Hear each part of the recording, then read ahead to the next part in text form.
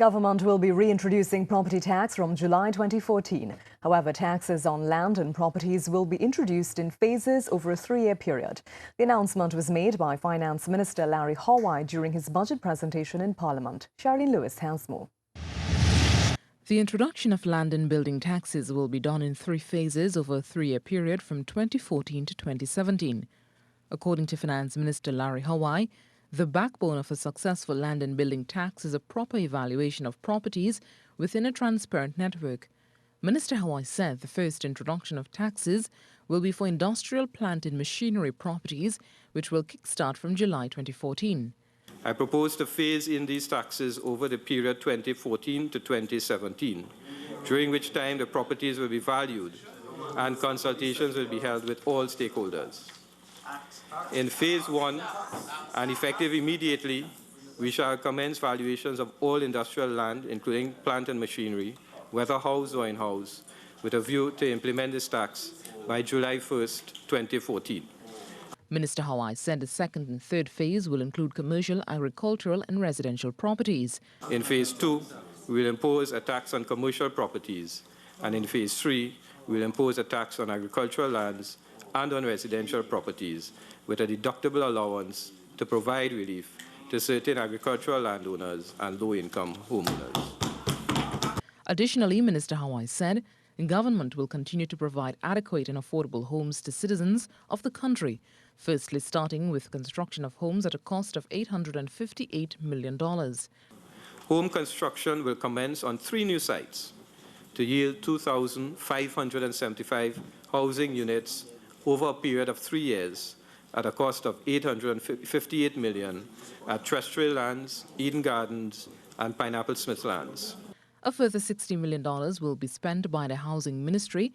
Minister Howai said will be spent to upgrade 100 HDC homes.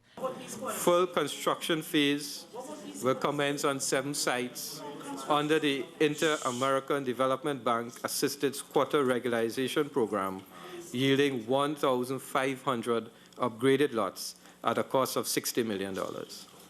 Full construction phase will commence on 7 land settlement agency sites to deliver upgraded lots at a cost of $60 million annually under the Land for the Landless program.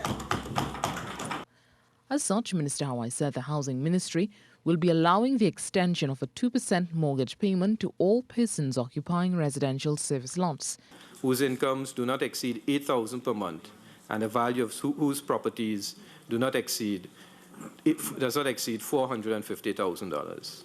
The Ministry of Housing received a budgetary allocation of $2.7 billion, an increase of $1 billion from last year. Cherrylene Lewis, CNews. Could that trip you've been planning just get more expensive? Well, Finance Minister Larry Howai is proposing a stop to the fuel subsidy which Caribbean Airlines enjoys. In this afternoon's budget presentation, the Finance Minister said that he was assured by the new board of the airline the subsidy removal will not affect its ticket pricing policy. Jonathan Chase reports. The fuel subsidy that Caribbean Airlines is afforded reportedly cost the government of Trinidad and Tobago almost 300 million TT dollars for the years 2008 through 2010. Getting rid of the subsidy has been on the table since 2010, but the airline requested and received extension of the subsidy benefits. Apparently, those benefits will run out in less than a month. Effective October 1st, 2013, I propose to discontinue the fuel subsidy which the airline currently enjoys. Minister Howai says the removal of the subsidy is part of a plan for the airline to become financially viable.